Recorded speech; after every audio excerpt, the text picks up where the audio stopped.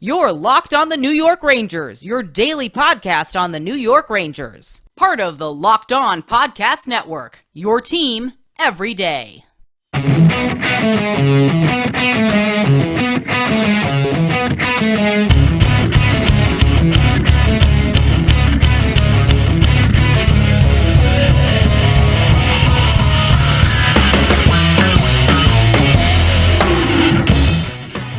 Welcome back, Blue Shirts fans, to episode number 522 of the Locked On New York Rangers podcast. I'm your host, John Chick. Just wanted to thank you guys for making Locked On New York Rangers your first listen every day. We are free and available on all platforms. That song you were hearing right now is, of course, Leave the Lights On from our good friends in Passafire. You can check those guys out anywhere you get your music.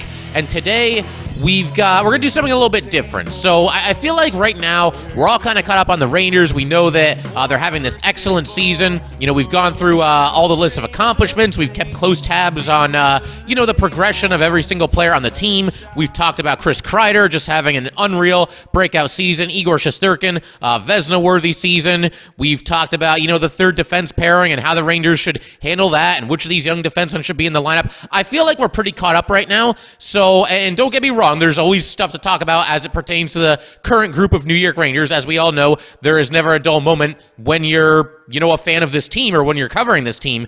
But today I wanted to kind of harken back to something that we did during the offseason and complete part 3 of a 3-part series. And I had no idea it was going to stretch out this long. In fact, part 1 was episode 423 and part 2 was episode 429. And now we're doing part 3 in episode, what did I just say here? 522. So a span of nearly 100 episodes. But we're going to complete this. And what it is during the offseason, I decided to put together the ultimate team of players who were only on the New York Rangers for 1 or 2 seasons, from 1994 to current day. And we can go back and do episodes like this in the future. I've got a couple others in mind, kind of these ultimate rosters.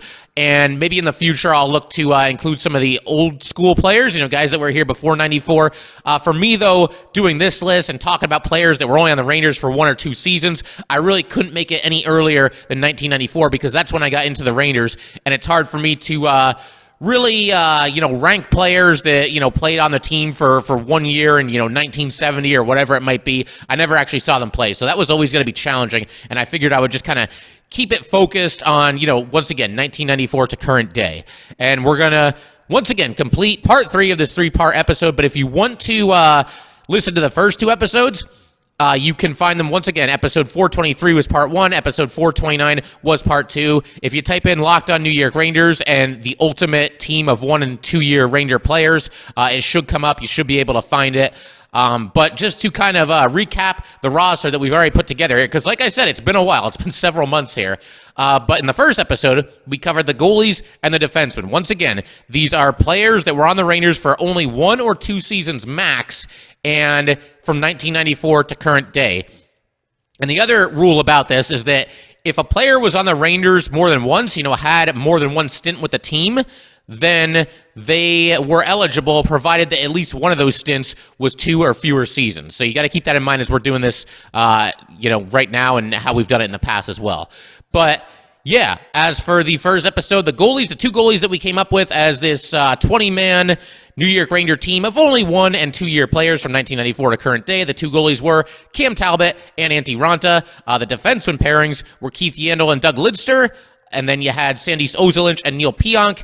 And then you had Kim Janssen and Nick Holden. And one other rule about this, for the most part, we are talking about the version of the player that the Rangers had.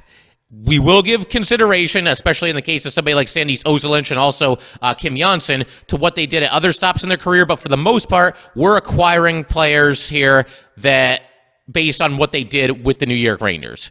So, yeah. Then we had episode 429. We did the top 6 forwards on that show, and today we're going to do the bottom 6. But the top 6 forwards, you had a top line of Michael Nylander, centering Marty Ruchinski and Pat Verbeek, and then you had a second line of Pat LaFontaine, centering Luc Robitaille and Steve Larmer. And that leads us to today. We're going to jump right into the third line here, and we'll start at center. And the third line center for this ultimate New York Ranger team of just 1 and 2 year players from 1994 to current day is going to be Scott Gomez. Now, the Rangers, they had a decent team in the mid-2000s, but they decided that they needed a little bit more, and they had an offseason where they basically just kind of went all in. They went out in free agency, and they signed both Scott Gomez and Chris Drury. Now, Drury's not quite eligible for this team, or else he definitely would have gotten at least some consideration.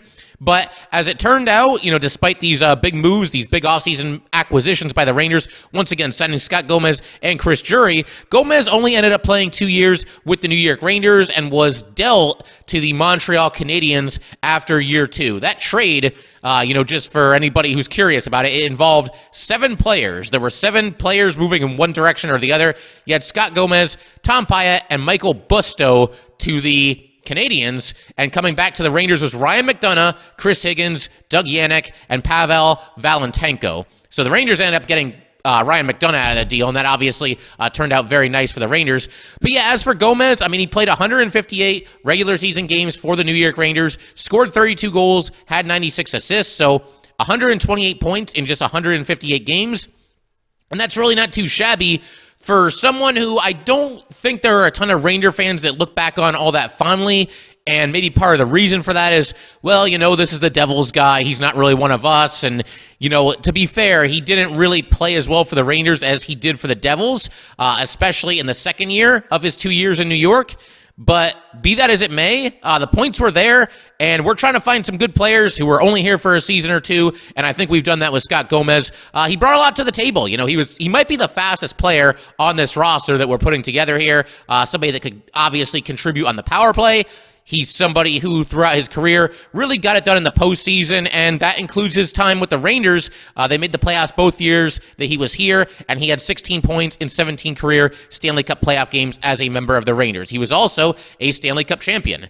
And once again, we're looking mostly at what these players did while they were members of the New York Rangers, but it needs to be said, this guy had a pretty nice career for himself. 756 points in 1,079 career regular season games, and then another 101 points in 149 games. And as I just mentioned, he was a Stanley Cup winner when he came over to the Rangers, actually a 2-time Stanley Cup champion. And it never hurts to have guys on your roster that are playoff battle-tested, and this version of Scott Gomez, 2-time Cup champion over with the Devils. And we're going to continue rounding out this first line in just a second here. But first, I just want to let you guys know that today's episode of Locked On New York Rangers is brought to you by Built Bar. It's the new year, so that means New Year's resolutions. If yours is about getting fit or eating healthier, make sure you include Built Bar in your plan. Built Bar is the protein bar that tastes just like a candy bar, maybe even better than a candy bar. Built Bar makes it easier to stick to your resolution, because it tastes so good, you'll want to eat it. Unlike other protein bars, which can be chalky or waxy or taste like a chemical spill. Built Bars are covered in 100% real chocolate. Most Built Bars contain 130 calories, 4 grams of sugar, 4 net carbs, and 17 grams of protein. Compare that to a candy bar, which usually has around 240 calories, 30 grams of sugar, and dozens of net carbs. And there are so many flavors to choose from. Coconut almond, peanut butter brownie, raspberry, cookies and cream, salted caramel, mint brownie, and many, many more.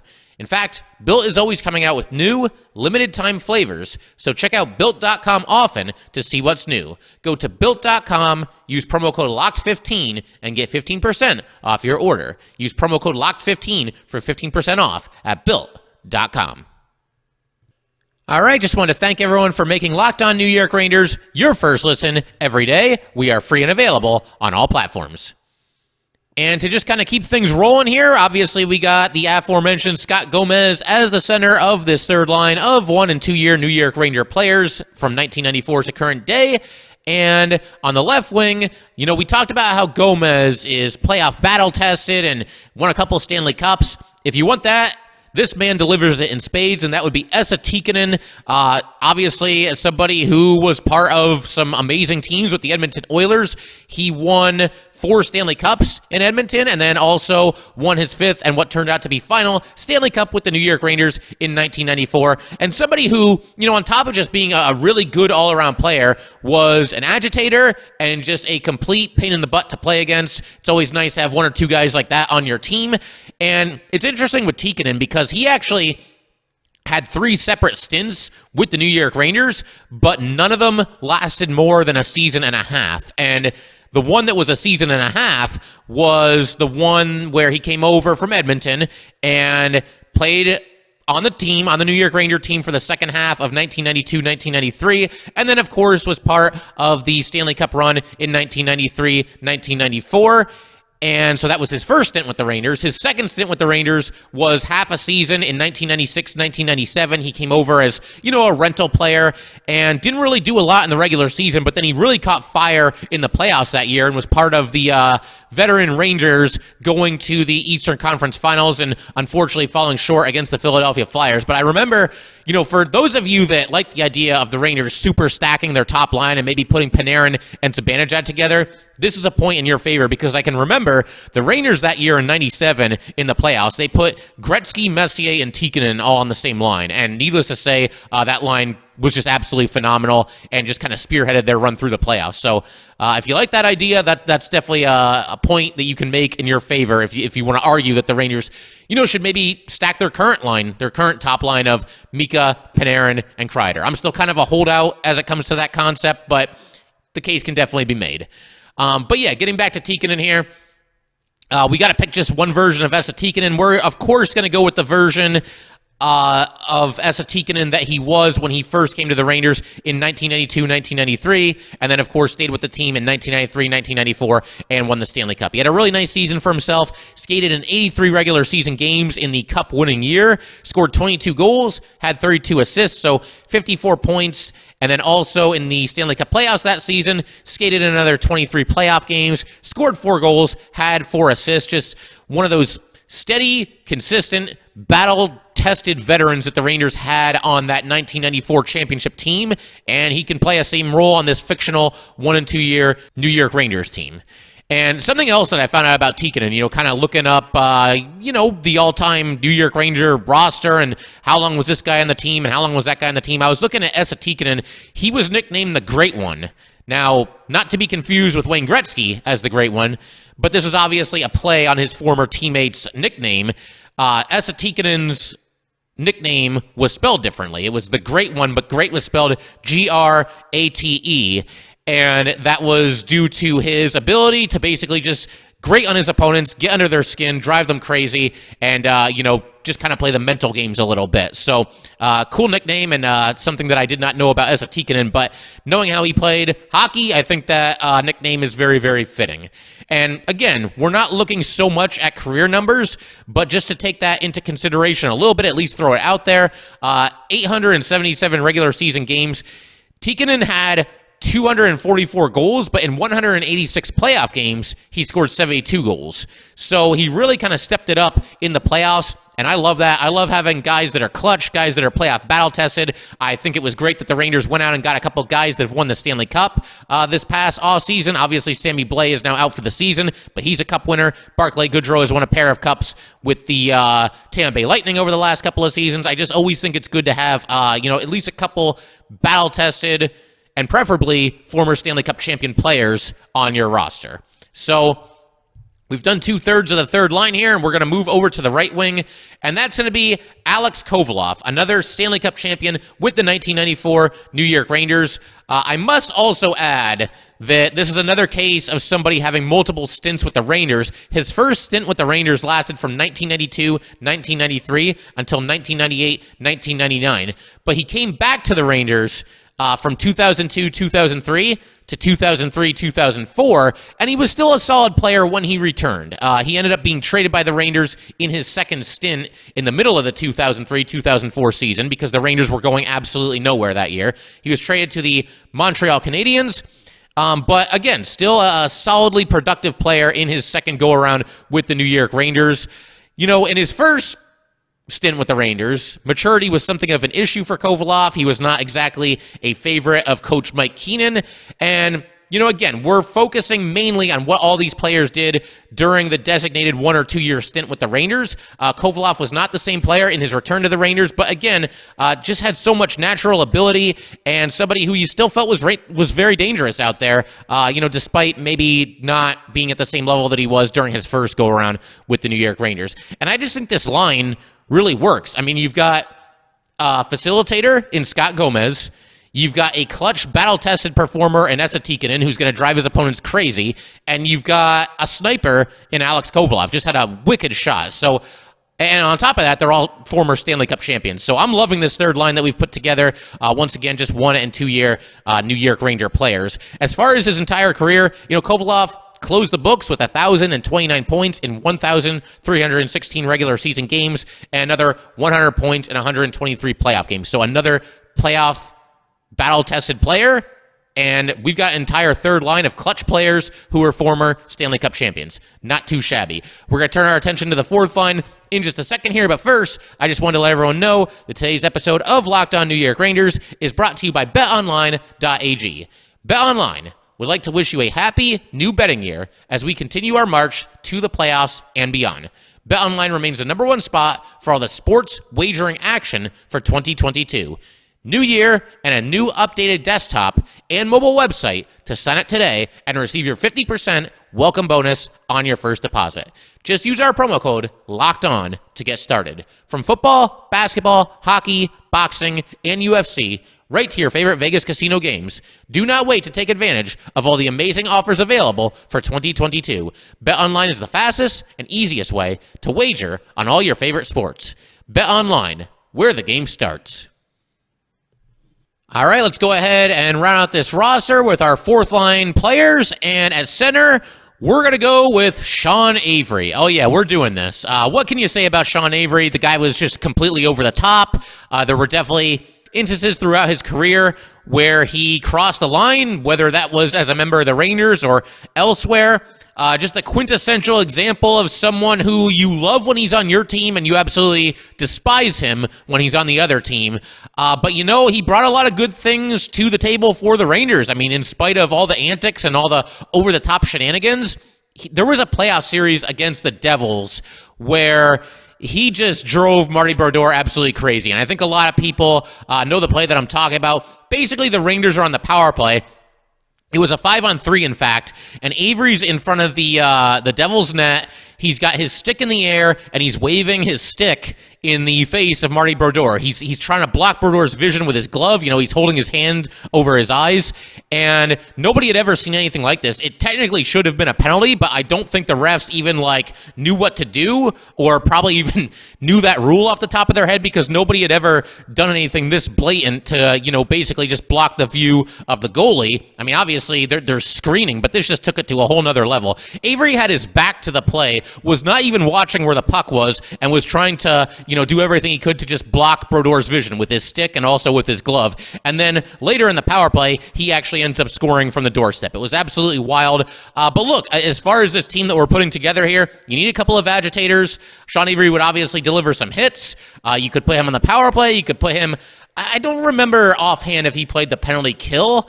I would imagine at some point in his career he did, but I don't think he would be too out of place out there because, for all the antics and everything, it's not like this guy was lacking in skill. I mean, on any given team, this guy could play up and down the lineup. There were times on the Rangers that he would actually be on the top line. And I should also explain real quick my clarification of picking Sean Avery here. He ended up another player that had two separate stints with the New York Rangers. Now, the first one lasted for just a season and a half. He came over from the Los Angeles Kings via a trade in 2006-2007. Also stuck around for the following season. But in his first go-around with the Rangers, 86 regular season games for Sean Avery, 23 goals and 30 assists in that time. He also skated in 18 playoff games in his first two seasons with the Rangers and had 12 points in those 18 games. And there were times where, maybe Sean Avery was a little bit more trouble than what he was worth. But at other times, this guy was a driving force and a major reason why the Rangers would win games. So I'm good giving Sean Avery a spot on the fourth line. And just kind of taking my chances. Hopefully he can be an agitator, but keep it within reason and not do anything to put the Rangers in a bad situation. But yeah, Avery makes his team for his first stint with the Rangers, not to be confused with his second stint with the Rangers, which lasted 4 seasons and also was the tail end of his NHL career. And to just kind of keep things moving here, we're going to move over to the left wing, and our left winger is going to be Brennan Shanahan. So we have a Hall of Famer on our fourth line left wing here. If I remember correctly, and this is kind of interesting too, and it's part of the reason why I ended up putting these two guys together. Shanahan, when he was a member of the Rangers, and again, it only lasted 2 seasons, but I'm pretty sure he endorsed this trade for Sean Avery. They had been teammates a couple seasons prior in Los Angeles. So you know what? Avery can be a little bit over the top. He can be a little bit nuts. We'll put Shanahan and Avery on the same line together. They know each other from their time in LA, and Shanahan can kind of keep an eye on him. He's Shanahan's problem now, basically. But I feel like I'm somewhat slighting Brennan Shanahan, a player of his caliber, by putting him on the fourth line when you consider that he had 1,354 points in 1,524 career regular season games, along with another 134 points in 184 playoff games and 3 Stanley Cups. But remember, we are looking mostly at who these players were and what they did when they were members of the New York Rangers. And Shanahan, still a very good player when he came over to the Rangers, but was starting to slow down a little bit, wasn't quite playing at that same torrid rate that he was in other stops in his career. Shanahan came over to the Rangers and played the third to last and second to last seasons of his career with the Rangers in 2006-07 and 07-08, then ended up playing one final season with the Devils, but again, still a very good player when he came over to the Rangers, especially in the first year. He had 62 points in 67 games during that season. He also had 46 points in 73 games in his second season with the New York Rangers. And in the 2 years combined, 20 playoff games, 12 points in those contests. And, he could play a fourth-line style if needed. I mean, I don't really see him as a prototypical fourth-liner, but I don't think he really shied away from that kind of stuff either. And on top of that, when you look at our left wingers, I mean, you got Marty Ruchinski on this team here that I've put together for the Rangers. Marty Ruchinski's on the top line. He had a phenomenal season with the New York Rangers, more than a point per game player in 2005-2006. You've got Luke Robitaille. You've got the aforementioned Esa Tikkanen. It's hard. One of these guys was going to have to play on the fourth line, and we're going to put Brennan Shanahan there. I'll never forget him challenging Donald Brashear to a fight. I was actually emailing with one of you, and one of you mentioned that you were actually at that game where Shanahan fought Brashear. But, he showed some guts there, fought the most feared enforcer in the NHL, and got a draw out of it. And if you get a draw with Donald Brashear, I feel like that's kind of a win. But bottom line, Brennan Shanahan, good teammate, a grizzled veteran, a multiple-time Stanley Cup champion when he came over to the New York Rangers. And, give me a veteran Shanny on this team all day. Moving over to the right wing fourth line spot, we are going to go with Glenn Anderson to round out this roster. I was torn. I knew I was going to include both Steve Larmer and Glenn Anderson, but I was kind of torn about where to put each of them. They obviously both play right wing. One of them was going to go on the right wing second line spot, and the other was going to be on the fourth line right wing spot. Alex Kovalov, I don't see him as a fourth liner. So I had him pretty locked into the third line right wing spot, and that meant that between Anderson and Larmer, one of them was going to be on the second line, one of them was going to be on the fourth line. I ended up going with Larmer on the second line. We'll put Anderson on line 4. But Anderson, again, another playoff battle-tested, decorated player and a Hall of Famer, a 6-time Stanley Cup champion. He had won 5 Stanley Cups with the Oilers by the time that he came over to the Rangers, and he only spent a half season in New York. He came over as a rental in 1994, skated in just 12 career regular season games for the New York Rangers, had 4 goals and 6 assists in that time, but he also appeared in 23 games in the playoffs that year, was a big part of the Rangers winning the Stanley Cup, 3 goals and 3 assists. He definitely had bigger offensive seasons than this in his career, and by the time he came over to the Rangers, he was clearly on the back 9 of his career. He's getting a little bit older, but he still was brought in to be a big physical forward, provide some veteran leadership, and I think he did all of that. And if the Rangers, if they go down in the first or second round of the playoffs that season and it backfires, that's obviously not going to be good. The Rangers really went all in that season to do everything they could to bring a Stanley Cup to New York. And he could have just been a footnote in Ranger history, but the fact that the Rangers went on that Stanley Cup run, had so many memorable moments, particularly against the Devils, and then also the Canucks in the finals. Ranger fans don't forget those players, and Glenn Anderson, was here for only half of a season, and I don't think Ranger fans have forgotten about him because, once again, he was part of the team that broke the curse and lifted the Stanley Cup.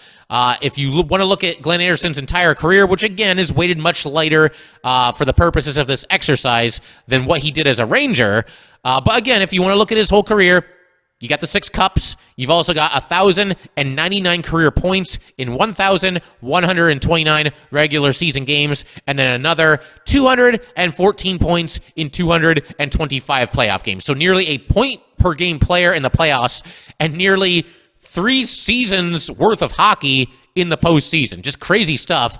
And once again, a big contributor, somebody who really came over and helped the Rangers once again break the curse. It's the only championship Ranger team since 1940. So for all those reasons, Glenn Anderson has to be on this roster, and we'll find a spot for him there on the 4th line. And that concludes pretty much this entire exercise. Once again, the ultimate New York Ranger team of 1- and 2-year players since 1994. But I like this roster we've put together here. You got some speed, you've got some toughness, you've got grittiness, you've got a couple of agitators, you've got multiple-time Stanley Cup champions, we got some good goalies, we got some guys who will fight if they have to fight.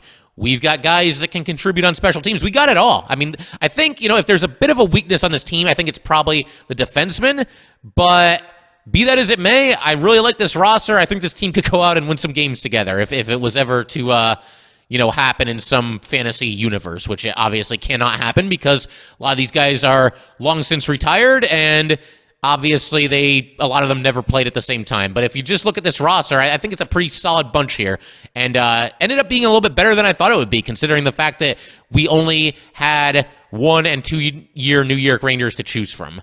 But yeah, it was a lot of fun putting this list together. Hopefully you guys like it. Always fun to kind of mix it up on here, do something different every now and then. A couple other things that I wanted to just mention real quick here, though, before we call it a day. First of all, big congratulations once again to Keith Yandel becoming the NHL's Iron Man and passing Doug Jarvis. He accomplished that feat on Tuesday night. Couple other news from the current Rangers, getting away from this ultimate team here that we put together. Gerard Gallant says that Philip Hedl remains day-to-day, so we'll see if he's out there on Thursday against the Blue Jackets. And Patrick Nemeth is now going to be out of the lineup for personal reasons. He will not make the trip to Columbus. So this is getting a little bit weird. I mean, you had that initial multiple-game absence, for Patrick Nemeth, when, at first it was a non-COVID related illness, and then it was for personal reasons, and then he was back out there, and then, of course, he missed this most recent game as well, and, Gallant mentioned that one of his defensemen was banged up. It turned out to be Nemeth. I don't know. I mean, first of all, let's just hope that everything's okay with Patrick Nemeth. I mean, if he's missing for personal reasons, we hope everything is good with him and good with his family and all that good stuff.